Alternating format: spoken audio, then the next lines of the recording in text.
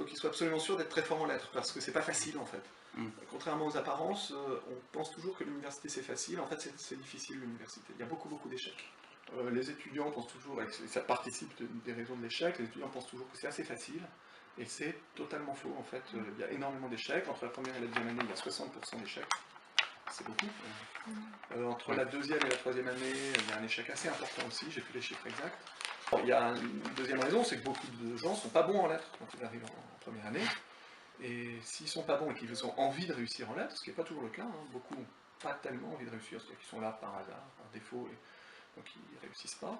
Mais ceux qui ont envie de réussir, et qui ne sont pas très bons, il faut vraiment qu'ils mettent les bouchées doubles, qu'ils utilisent tous les outils pour s'en sortir, c'est-à-dire les tutorats, les aides. Il y a énormément d'aides à l'université, très peu exploitées par les étudiants, et donc c'est le problème. Hein. La grande difficulté de l'université, c'est que les gens pensent que c'est facile et donc ils ne travaillent pas assez. Ce qui fait qu'en classe préparatoire, les gens qui viennent de classe préparatoire réussissent mieux que les étudiants qui viennent de lettres, c'est simplement que les gens de classe préparatoire, on les a fait travailler comme des brutes, et donc ils travaillent. En lettres, les gens ne travaillent pas assez parce que c'est un système très libre, et donc ils ne réussissent pas. Mais il y a chaque année des étudiants qui travaillent et qui réussissent brillamment et qui finissent par faire un doctorat. Moi j'ai plein de collègues qui n'ont pas fait le parcours classe préparatoire, hein, qui sont maintenant professeurs d'université, c'est-à-dire enseignants-chercheurs. Et un enseignant-chercheur, c'est bien quelqu'un qui a trouvé la vocation.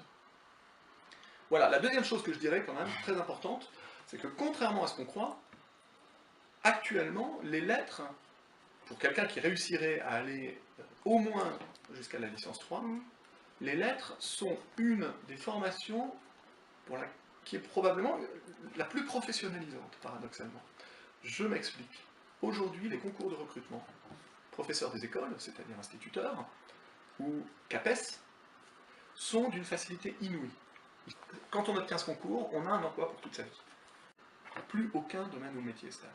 Un des derniers, c'est l'enseignement, mais je ne suis pas sûr que ça restera encore longtemps.